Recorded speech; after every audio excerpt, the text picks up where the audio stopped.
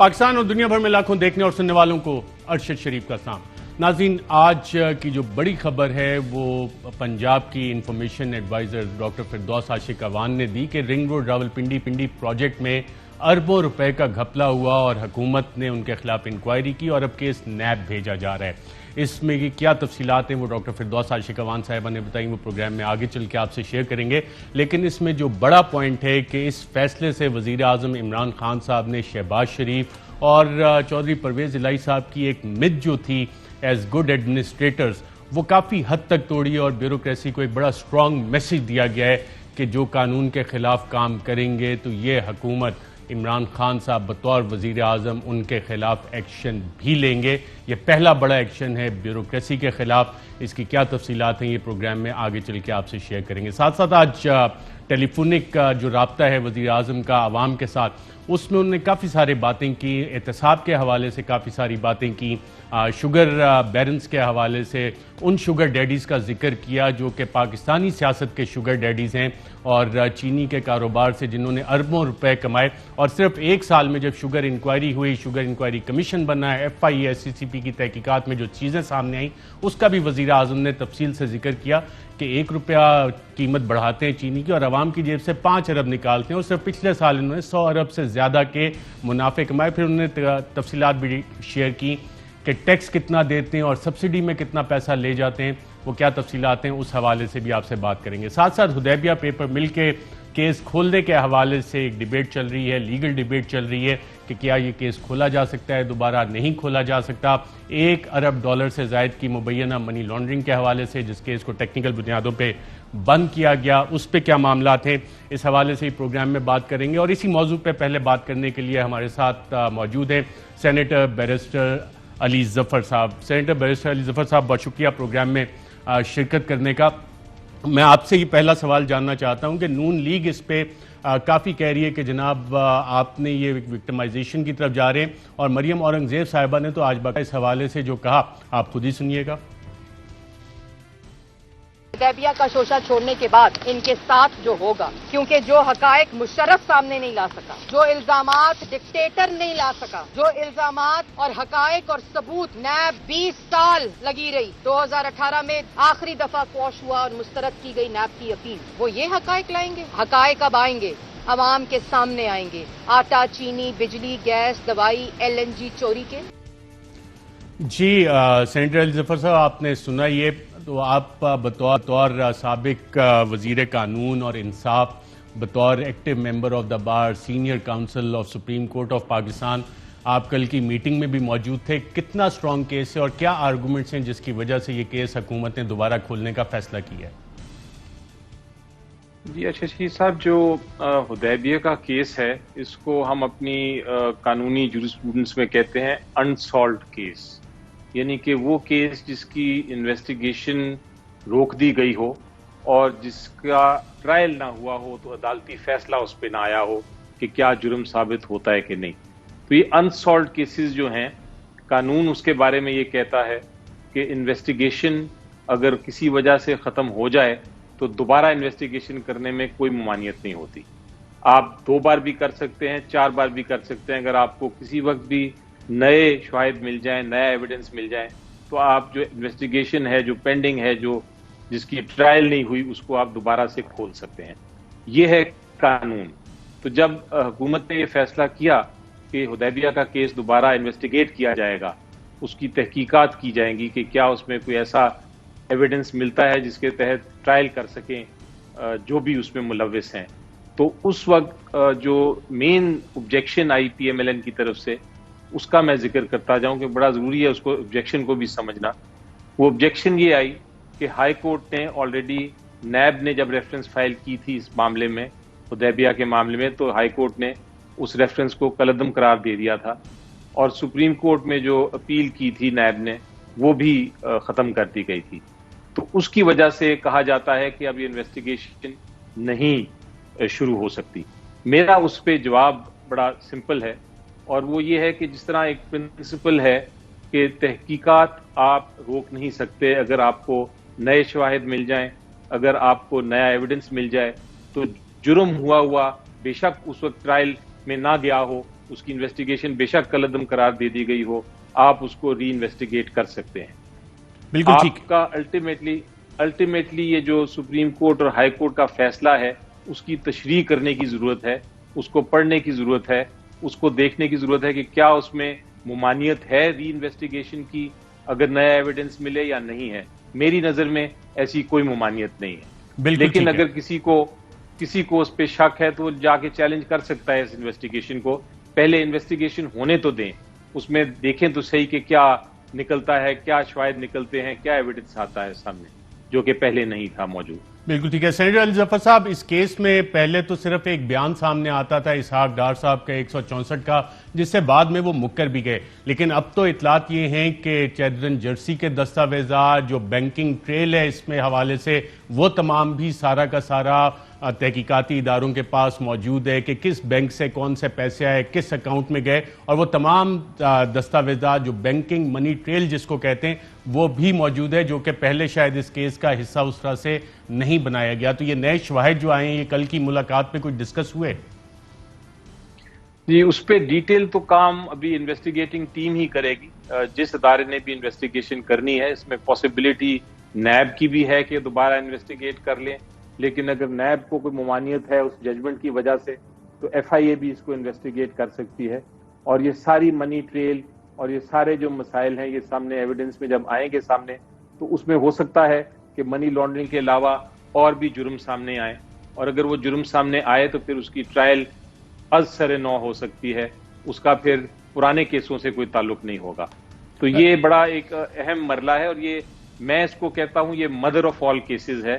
یہ حدیبیہ کا کیس آپ کو یاد ہوگا کہ اس کو ختم کیا گیا تھا اس وقت جب پی ایم ایل این کی حکومت تھی، تو اس کے اوپر بھی ایک طرح سے شک و شبہات آپ کو پیدا ہوتے ہیں کہ کیوں ختم کیا گیا تھا، کیوں اس کو آگے نہیں چلایا گیا انویسٹیگیشن، یا ریفرنس کو آگے کیوں مزید نہیں بڑھایا گیا۔ آپ کی اس پہ قانونی رائے کیا ہے؟ ڈبل جیپرڈی کا ایک سوال اٹھتا ہے، وہ والا پرنسپل تو نہیں ہٹ کرتا اس ڈیسیجن کو؟ جی، ڈبل جیپرڈی کا بالکل پرنسپل ہے آرٹیکل 13 میں آئین میں، اور وہ یہ کہتا ہے کہ اگر ایک شخص کو ٹرائل ہوا ہو اور اس کو بری کر دیا گیا ہو تو دوبارہ اسی معاملے پہ آپ کیس جو ہے اس کے خلاف نہیں کر سکتے۔ لیکن اس کیس میں اور آرٹیکل 13 کا جو یہ پرنسپل ہے جب ڈبل جیپرڈی کا، ایک بہت بڑا فرق یہ ہے کہ اس کیس میں ٹرائل ہی کبھی نہیں ہوا، ریفرنس ابھی فائل ہوئی تھی اور ابھی ریفرنس نے آگے چلنا تھا، عدالت میں چلنا تھا، تو اس سے پہلے ہی وہ ختم کر دی گئی۔ تو جس طرح میں نے کہا کہ شاید آپ کی بات اس حد تک تو ڈبل جیپرڈی نہیں لگتی، لیکن اس کے علاوہ بھی اگر آپ کو نئے شواہد مل جائیں، انویسٹیگیشن جو پرانی تھی اس کے علاوہ آپ کو نئے چیزیں ایسی آ جائیں سامنے انویسٹیگیشن میں جو کہ آپ کو دکھا سکیں کہ بہت سارے اور مزید جرم ہیں جو اس میں نظر آتے ہیں، تو پھر آپ ان نئے جرائم پہ تو کم از کم نئی ٹرائل کر سکتے ہیں۔ یہ پرنسپل ڈبل جیپرڈی کا اس کے میری نظر میں اپلیکیبل اس کیس میں نہیں ہے۔ بالکل ٹھیک ہے۔ اچھا سینیٹر علی ظفر صاحب، آج وزیر اعظم نے کرپشن کے خلاف اور طاقتور کو قانون کے نیچے لانے کے حوالے سے بھی کہا کہ وہ ایک جہاد کر رہے ہیں، کیا کہا آئیے دیکھتے ہیں۔ یہ جو طاقتور کو قانون کے نیچے لانا ہے یہ ایک جہاد ہے، میں اس کو جہاد سمجھتا ہوں، کیونکہ یہ جو مافیاز ہیں، یہ مافیاز کون ہیں؟ مافیا کا مطلب یہ ہے کہ جو ایک کرپٹ نظام سے فائدہ اٹھا رہے ہیں، جو یہ پولیٹیکل لوگ ہیں جنہوں نے 30 سال اس ملک کو لوٹا ہے، یہ نہیں چاہے گا قانون کی بالادستی آئے، یہ ہر قسم کی حربیں استعمال کریں گے جمہوریت کے نام پہ۔ یہ پھر جس طرح شوگر مافیا بیٹھا ہوا ہے، یہ بھی نہیں چاہے گا کہ قانون آئے، یہ ادارے کام کریں، کمپٹیشن کمیشن کام کرے، کیونکہ یہ بھی فائدہ اٹھا رہے ہیں کرپٹ نظام سے، اور مافیاز بیٹھے ہوئے ہیں ہر جگہ کے اوپر، وہ لوگ بیٹھے ہوئے جو فائدہ اٹھا رہے ہیں۔ جی، اور آج ہی وزیر اعظم نے ایک اور مثال بھی دی، جو پاکستانی سیاست کے شوگر ڈیڈیز ہیں، جو شوگر کا کاروبار، چینی کا کاروبار کرتے ہیں، اور پاکستانی سیاست کے ان شوگر ڈیڈی جو ہر سیاسی جماعت میں موجود ہیں، ان کے حوالے سے کیا کہا کہ 1 روپیہ چینی بڑھا کے کتنا منافع کماتے ہیں، عوام کی جیب سے کتنا پیسہ نکالتے ہیں، آئیے دیکھتے ہیں۔ جو طاقتور ہے وہ کیسے اس ملک کو نقصان پہنچاتے رہے. جتنے بھی بڑے بڑے سیاستدان اور جو طاقتور وہ سارے شوگر ملز ان کی ہیں. آپ یہ سوچیں کہ 1 روپیہ جب چینی مہنگی ہوتی ہے تو 5 ارب روپیہ عوام کی جیبوں سے نکل کے شوگر ملز کے پاس چلا جاتا ہے. اور ہمارے دور میں 25 روپے چینی مہنگی ہوئی تو یہ سوچیں کہ 100 ارب روپے سے زیادہ عوام کی جیبوں سے نکل کے شوگر ملز کے پاس چلا گیا. لیکن وہ شوگر ملز جو سارے طاقتور کے پاس ہے کہ انہوں نے آج تک ٹیکس کتنا دیا ہے. 5 سالوں میں ہم نکال رہے تھے, انہوں نے 5 سالوں میں ٹیکس کتنا دیا ہے؟ 22 ارب روپیہ. اس میں سے ان کو ریفنڈ کتنا ملا ہے؟ 12 ارب روپیہ. تو رہ گئے صرف 10 ارب روپیہ انہوں نے ٹیکس دیا. اور ان کو 5 سالوں میں سبسڈی کتنی ملی ہے؟ 29 ارب روپیہ. جی ناظرین, تو یہ فائدہ ہوتا ہے پاکستانی سیاست کے, یہ شوگر بیرن شوگر ڈیڈی بنتے ہیں, اسٹیبلشمنٹ کے شوگر ڈیڈیز بنتے ہیں, ہمارے نظام کے شوگر ڈیڈیز بنتے ہیں. اور 100 ارب روپیہ اگر کما لیا ہے تو اس میں 10 ارب روپیہ اگر انصاف کے نظام میں لگا دیں, انصاف کے حصول کے لیے وکلا کی فیسیں ہو گئیں, فوٹو کاپیاں کروانی ہیں, منشی کو پیسے دینے, تو سستا سودا تو نہیں ہے اس حوالے سے. اور پھر جس طرح سے واویلا اس حوالے سے مچایا جاتا ہے, حکومت کو بلیک میل کرنے کی بھی جو کوششیں ہوئی. اور ایک سوال آج وزیر اعظم سے ہوا کہ جناب آپ نے جہانگیر ترین کو NRO دے دیا, آپ کی حکومت کے بھی جانے کا خدشہ ہے اس حوالے سے, تو کیا کہا وزیر اعظم نے؟ آئیے دیکھتے ہیں. جہانگیر ترین کو میں نے بڑا واضح طریقے سے کہا, وہ یہ کہہ رہے ہیں کہ ان سے ناانصافی ہوئی ہے. میں ناانصافی کبھی کسی سے نہیں کی. جو میرے یہ جو مخالف بھی تھے, جنہوں نے 25 سال میں نے ان کے خلاف پوری جنگ لڑی ہے, جہاد کی ہے, کسی سے میں نے کسی قسم کی ناانصافی نہیں کی. کوئی مجھے آج کہے کہ کسی کو جھوٹا کیس بنایا, کوئی انتقامی کارروائی کی, ایک جگہ مجھے بتا دیں. تو جب میں مخالف سے نہیں کرتا تو جو میری پارٹی میں جہانگیر ترین, اس سے میں کیسے کروں گا؟ تو اس ناانصافی سے تو کسی سے بھی نہیں ہونی چاہیے. لیکن یہ میرا آپ کو وعدہ ہے کہ یہ جو چینی کے اندر جنہوں نے چینی مہنگی کر کے عوام کو تکلیف پہنچا کے, غریب لوگ چینی کھاتا, اس کے لیے چینی سب کچھ ہے, ان کو نقصان پہنچایا, یہ میرا آپ سے وعدہ ہے. کبھی میری گورنمنٹ چلی جائے ان کو NRO نہیں ملنے لگا. یہ میرا وعدہ ہے آپ سے. سارے مافیاز کے اوپر کوئی کسی سے رعایت نہیں ہوگی, لیکن ناانصافی کسی سے نہیں ہوگی. جی سینیٹر علی ظفر صاحب, آپ کو بھی کچھ ٹاسک اس حوالے سے دیا گیا ہے, وہ ٹاسک کیا ہے اور آپ کی کوئی ملاقاتیں ہوئی ہیں اس حوالے سے؟ کس کس سے ملاقاتیں ہوئی ہیں؟ جی دیکھیں, جو 2 بڑے اہم پرنسپل پرائم منسٹر صاحب نے آج اپنی ٹاک میں کہے ہیں, ان کو میں دہراتا ہوں کیونکہ میں بالکل ان کے ساتھ ایگری کرتا ہوں اور میں بھی ان پرنسپلز پہ بالکل یقین رکھتا ہوں. ایک یہ ہے کہ اکاؤنٹیبلٹی جہاد ہے, انصاف پہنچانا, لوگوں کو اگر کسی نے جرم کیا ہے ان کو سزا دینا, یہ ایک جہاد ہے. اور اس کے ساتھ ساتھ یہ بھی اتنا ہی ضروری ہے, کیونکہ یہ بھی اتنا ہی بڑا گناہ ہے جتنا کہ آپ کہہ سکتے ہیں کہ اگر آپ کسی کے خلاف ناانصافی کریں. تو یہ دونوں پرنسپلز کا جو آج ذکر کیا پرائم منسٹر صاحب نے, یہ بالکل واضح, ہر جسٹس سسٹم کے یہ بڑے اہم ستون ہوتے ہیں دونوں پرنسپلز. اب آپ کا سوال یہ تھا کہ جو مجھے جو رپورٹ دینے کو پرائم منسٹر صاحب نے کہا ہے, بالکل اس میں انہوں نے یہی کہا تھا, پرنسپل یہی تھا کہ میں سچ کا پتہ کروں کہ سچائی کیا ہے سارے شوگر کے جو کرائسس ہے اس میں, اور جو رپورٹ بھی آئی ہے کمیشن انکوائری جو دی تھی, اور اس کے بعد جو جو کاروائیاں ہو رہی ہیں اس کے بارے میں. تو یہ میری یقینی طور پہ اس سلسلے میں ملاقاتیں ہوئی ہیں, انویسٹیگیٹنگ ایجنسی سے بھی ہوئی ہیں, اور جہانگیر ترین صاحب کی لیگل ٹیم سے بھی ہوئی ہیں, ان کی فائنینشیل ٹیم سے بھی ہوئی ہیں, اور میں اس کی رپورٹ انشاءاللہ جلد پرائم منسٹر صاحب تک دے دوں گا. جو بھی حقائق ہیں وہ ان کو میں بتاؤں گا. اس سے زیادہ میرا خیال ہے میں مناسب بالکل ٹھیک ہے, میں اس کی ڈیٹیلز میں بھی بالکل نہیں جا رہا. آپ نے ملاقاتوں کا ذکر کیا, تو جہانگیر ترین صاحب کے ساتھ شبر زیدی صاحب بھی آئے ہوئے تھے, ان سے بھی ملاقات ہوئی آپ کی؟ جی, شبر زیدی صاحب سے بھی ہوئی, ان کے فائنینشیل ایکسپرٹ ہیں, ان کے ساتھ بھی بالکل ہوئی ملاقات. بالکل. اور FIA حکام سے بھی آپ کی ملاقات ہوئی؟ جی, FIA حکام سے بھی ہوئی, ان سے.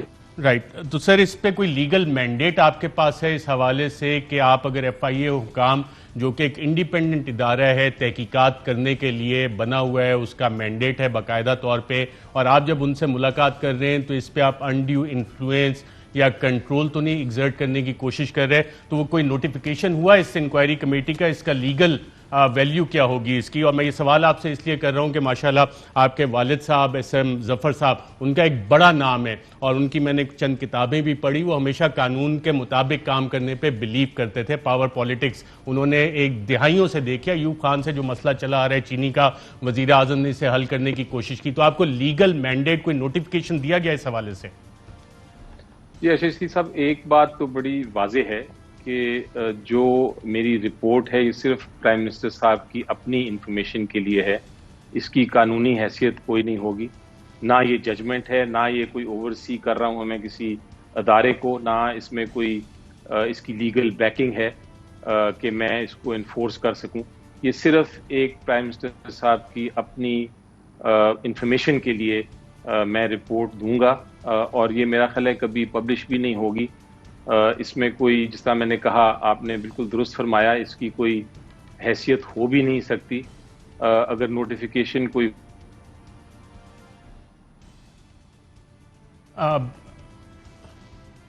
جی علی ظفر صاحب سے ہم دوبارہ رابطے کی کوشش کرتے ہیں. میرا خیال اتنا سینسٹیو ٹاپک ہے، اس وجہ سے شاید رابطہ بھی تھوڑا سا ڈسکنیکٹ ہو گیا.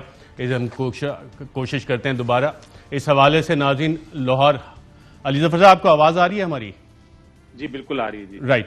میں آپ سے یہی جاننا چاہ رہا ہوں کہ آپ نے کہا لیگل مینڈیٹ نہیں ہے. اس حوالے سے جب میں یہ ساری کارروائی دیکھ رہا ہوں تو آپ کے بھی علم میں ہوگا کہ پہلے انکوائری ہوئی، پھر کمیشن آف انکوائری وزیر اعظم نے بنایا، اس کو بھی چیلنج کیا گیا. اسلام آباد ہائی کورٹ میں ایکشن میٹرک جو کابینہ نے اپروو کیا اس پہ بھی اعتراضات اٹھائے گئے. دوبارہ ایک ایکشن میٹرک باقاعدہ طور پہ اپروو کیا گیا اور اسلام آباد ہائی کورٹ نے بھی right of the investigating agencies, اس پہ سارے ان کے اعتراضات تقریباً رد کر دیے. لاہور ہائی کورٹ میں ایک کیس فائل ہوا اور جسٹس شاہد کریم صاحب اور جسٹس ساجد محمود سیٹھی، انہوں نے بہت پیاری ایک ججمنٹ لکھی. اور جسٹس شاہد کریم کی ججمنٹس پڑھنا تو اٹس آلویز اے پلیئر، آپ ہمیشہ اس میں بہت ساری چیزیں سیکھتے ہیں اس حوالے سے.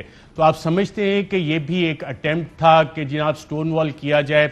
تمام جو انکوائریز ہیں، انویسٹیگیشن کبھی کہا جاتا ہے کہ جی ایف آئی اے کا مینڈیٹ نہیں ہے، ایس سی سی پی کا مینڈیٹ نہیں ہے، ایف بی آر کا مینڈیٹ نہیں ہے.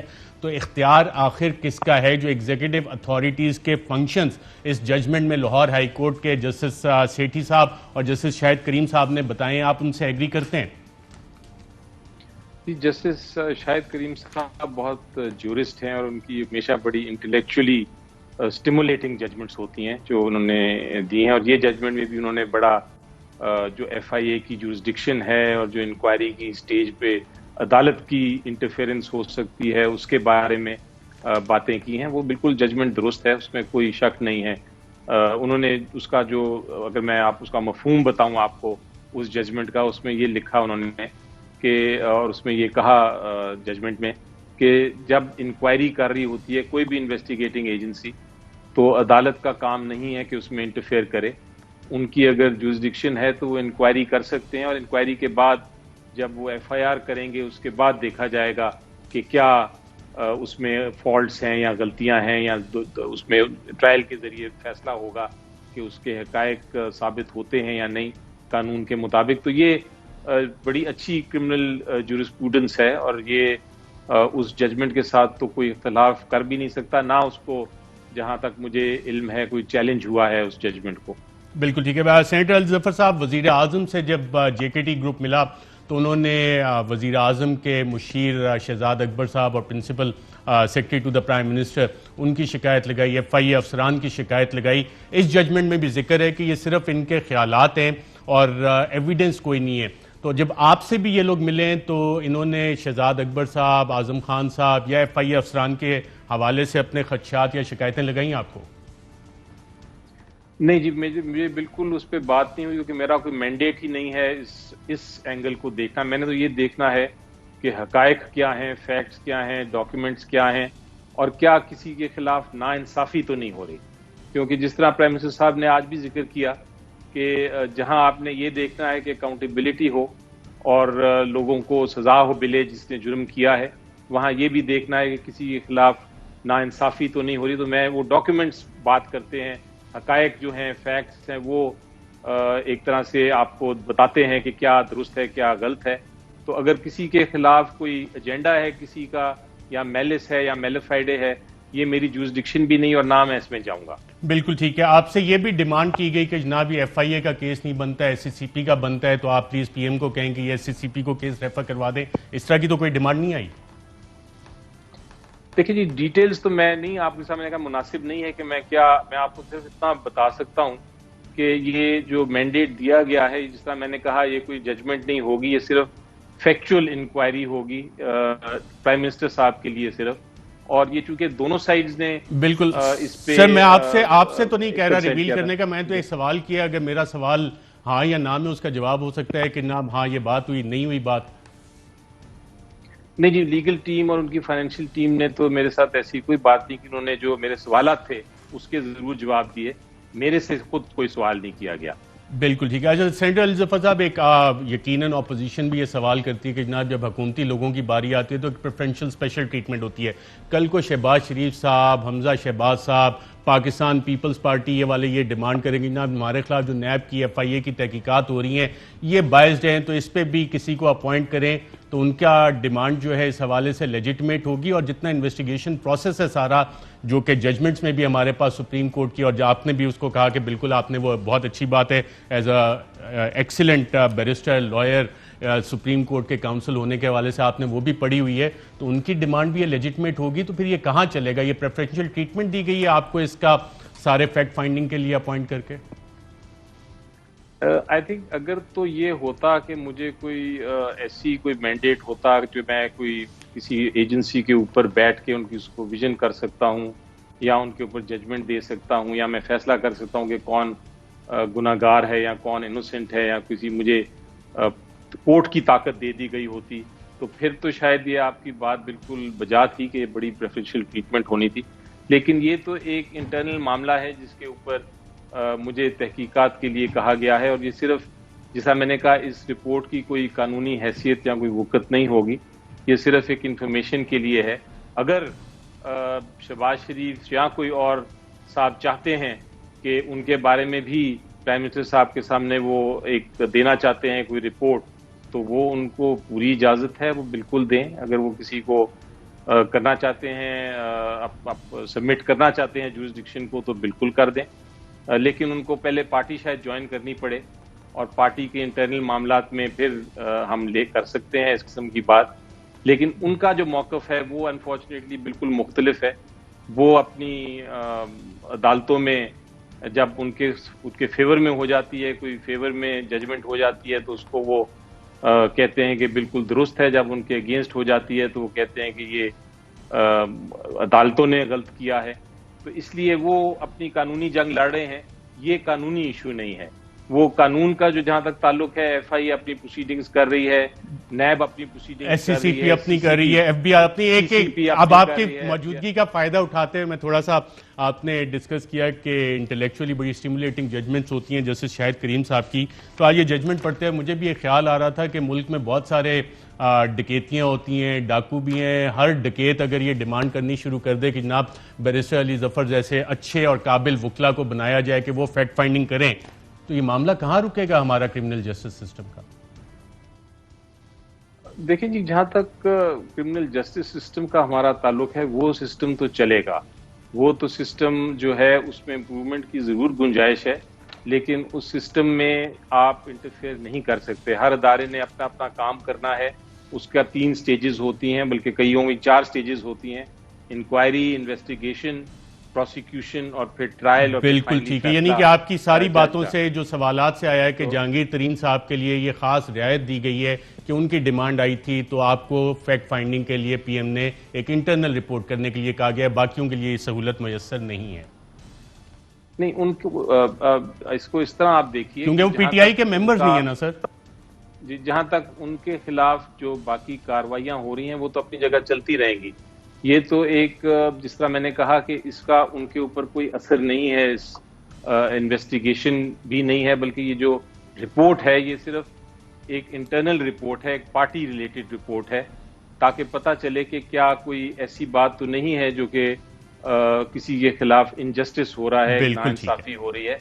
اس میں کوئی اگر سپوزنگ ایف آئی اے, ایس سی سی پی, نیب, FBR اپنی اپنی کاروائی کر کے آگے چلتی ہے تو وہ ان کا حق ہے, اس میں انٹرفیئرنس نہیں ہوگی. بیرسٹر علی ظفر صاحب بہت شکریہ آپ میں شرکت کرنے کا. ناظرین جو باتیں کی سینیٹر علی ظفر صاحب نے بہت اچھی باتیں کی, لیکن ایک عام ویور کے طور پہ, ایک عام پاکستانی کے طور پہ مجھے یہ سمجھ بھی آئی ہے, ہو سکتا ہے آپ کا پوائنٹ ڈیفرنٹ ہو, کہ اگر آپ کو کوئی بھی کرمنل کیس ہو جائے تو تحریک انصاف جوائن کریں اور اچھے اچھے وکلا, ایک انڈیپینڈنٹ فیکٹ فائنڈنگ کمیٹی اس پہ بیٹھ کے انویسٹیگیٹنگ اداروں سے بھی ملاقاتیں کریں گے, کمپلیننٹ سے بھی کریں گے. اور یہ سہولت نہ سلیمان شہباز کو میسر ہے, نہ شہباز شریف کو, نہ نواز شریف کو, نہ مریم نواز کو, نہ آصف زرداری کو, کیونکہ وہ پی ٹی آئی کے ممبر نہیں ہیں, JKT پی ٹی آئی کے ممبر رہے ہیں, دوست رہے ہیں, تو صرف ان کے لیے یہ سہولت میسر تھی. ایک وقفہ لیتے ہیں, وقفے کے بعد رنگ روڈ پروجیکٹ, حدیبیہ پیپر مل, اس پہ بات کریں گے ایک وقفے کے بعد. ویلکم بیک ناظرین, بات کریں گے حدیبیہ پیپر مل کیس کی, اور اس حوالے سے بات کرنے کے لیے ہمارے ساتھ موجود ہیں بیرسٹر اعتزاز احسن صاحب. 5 دہائیوں کا لیگل ایکسپیرینس, سیاسی ایکسپیرینس, پاور کوریڈورز کا ایکسپیرینس. بہت شکریہ سر پروگرام میں شرکت کرنے کا. حدیبیہ پیپر مل کیس کو اب سے کچھ دیر پہلے بیرسٹر علی ظفر صاحب نے کہا یہ مدر آف آل سکیمز ہے. کچھ وکلا کا خیال ہے کہ نہیں, اس پہ ڈبل جیپرڈی کا پرنسپل اپلائی کرتا ہے. آپ کی اس بارے میں کیا ماہرانہ قانونی رائے ہے؟ ڈبل جیپرڈی کا پرنسپل تو ارشد بالکل نہیں اپلائی کرتا. آرٹیکل 13 کو اکثر اس حوالے سے لیا جاتا ہے. اصل میں آرٹیکل 13 بھی ہے اور ایک سیکشن 403 ضابطہ فوجداری کا بھی ہے. یہ عمومی طور پہ اپلائی کرتے ہیں فوجداری مقدمات. اور جو اس کانسٹیٹیوشن کا آرٹیکل ہے اس میں بڑی وضاحت سے لکھا ہوا ہے کہ اگر کوئی شخص ایک دفعہ پروسیکیوٹ ہوا ہے یا کنوکٹ ہوا ہے یا اکوٹ ہوا ہے تو وہ دوبارہ نہیں ہو سکتا. اب حدیبیہ والے میٹر میں تو پروسیکیوشن ہوئی نہیں, پروسیکیوشن تک تو پہنچی ہی نہیں تھی بات. انہوں نے انویسٹیگیشن سٹیج پہ ہی روک دیا اور ختم کر دیا. اور پروسیکیوشن ہو رہی ہوتی تو پھر تو گواہ ہو رہے ہوتے, ان کے فیصلے ہوتے. اصل میں اچھا اس ساتھ میں عرض کر دوں 403 جو ضابطہ فوجداری کا ہے وہ بھی بڑا کلیئر ہے.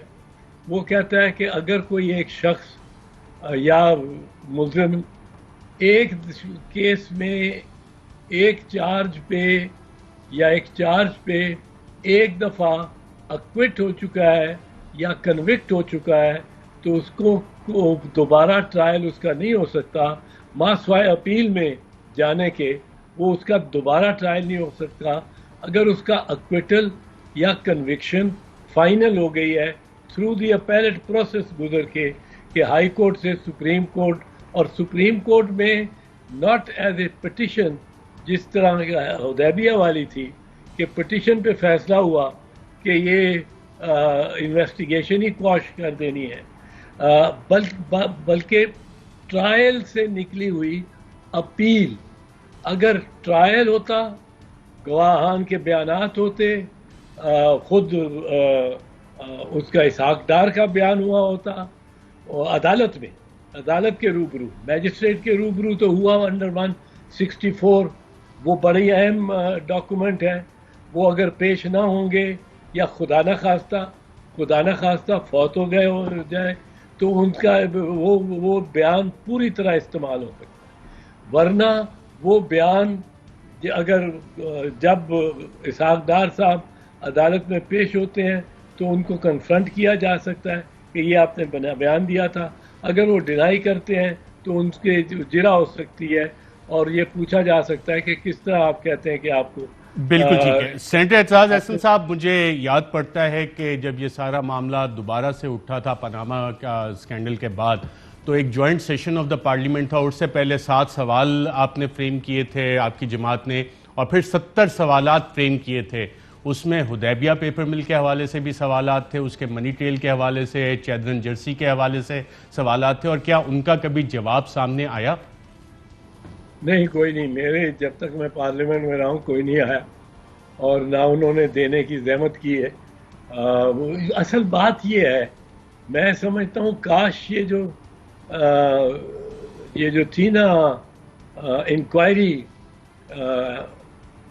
स्पेशल इंक्वायरी वाजिद ज़िया के तहत जो एक इंक्वायरी कमेटी बनी थी, जीआईटी में जॉइंट इन्वेस्टिगेशन टीम में ये जाते थे एक एक करके, जब भी जाते थे मुस्लिम लीग नून वाले या शरीफ खानदान वाले, बाहर निकलकर वहीं इनका एक ही रिएक्शन होता था कि जी हमसे क्या सवाल करना था, हमारे सवालों का इनके पास, कमेटी के पास जवाब कोई नहीं था। अगर आप उस वक्त ज़माने के वो देखें इनके बयानात कमेटी के बाहर निकलते हुए कि मेरे सवाल का इनको वो जवाब कोई नहीं था, और वो सवाल क्या होता था कि मेरे पे केस क्या है, क्यों बनाया। अगर वो सवाल, अगर वो जीआईटी पब्लिक होती और वो जिसकी के रिकॉर्डिंग्स की गई, वीडियो रिकॉर्डिंग्स की गई, लेकिन आज तक पब्लिक नहीं हुई वो वीडियो रिकॉर्डिंग्स, वो वीडियो रिकॉर्डिंग सुप्रीम कोर्ट से इजाजत लेके पब्लिक होनी चाहिए। ये तो हमें पता होना लगना चाहिए ना कि इनके पास जवाब थे कि नहीं थे। और जीआईटी के मुताबिक और लोगों के मुताबिक हमारा तो तस्वीर है कि इनके पास कोई जवाब ही नहीं था। अब जिसने 577 रुपए इनकम टैक्स दिया वो 3 सालों में 1994, बिल्कुल ये डॉक्यूमेंट भी दिखा देते हैं नाजरीन को। 92 से 94 तक इनकम टैक्स जो है नवाज शरीफ साहब का 477 रुपए सिर्फ। और इस पे सेनेटर एतजाज साहब, जब हम देखते हैं कि ग्रोथ ऑफ वेल्थ किस तरह से हुई है इवन शहबाज शरीफ खानदान की, तो ये असास जो इनकम टैक्स है उससे क्या मुताबिकत रखते हैं इनके असासे? ये तो किसी के से भी नहीं रख सकते। ये तो जो 1994 से 1997 तक 96 तक ये 3 साल बनते हैं टैक्स ईयर, 94, 95, 96। ये डॉक्यूमेंट मैंने जॉइंट हाउसेस में दिया था 8 जून 1998 में पेश किया था, और मियाँ साहब की मौजूदगी में, और सरताज अजीज साहब फाइनेंस मिनिस्टर थे उनकी मौजूदगी में, और मैंने कहा था इसकी तरदीद करें। ये मुझे इसलिए याद है 8 जून को जो इमरजेंसी लगी थी वो एटमी धमाकों के बाद, एटमी धमाके 28 मई को हुए थे 1998, उसके बाद इमरजेंसी लगा दी थी मियाँ साहब ने। इमरजेंसी को अप्रूव कराना था मुश्तरका इजलास दोनों हाउसेस से, वो मुश्तरका इजलास 8 जून को हुआ। मियाँ साहब ने तकरीर की 1998 के 8 जून, और मियाँ साहब ने फरमाया कि मैंने और कैमरे की तरफ देख के कि अब आपको कुर्बानी देनी पड़ेगी पाकिस्तानियों, अब हमने धमाके कर दिए, अब हम एटमी ताकत हो गए, अब हम पे सैंक्शन लगेंगे, अब हम पे प्रेशर बढ़ेगा। तो मैंने ये डॉक्यूमेंट पेश किया था। मैंने कहा जो खुद साहब के 477 रुपए 3 सालों के इनकम टैक्स के देते हैं, वो क्या कुर्बानी मांग रहे हैं किसी से। ये मैंने 3-4 मरतबा उसके बाद भी पार्लियामेंट में पेश किया, इसकी तरदीद भी नहीं आई। ये इनके दस्तखत हुए हैं मियाँ साहब के इसके तहत।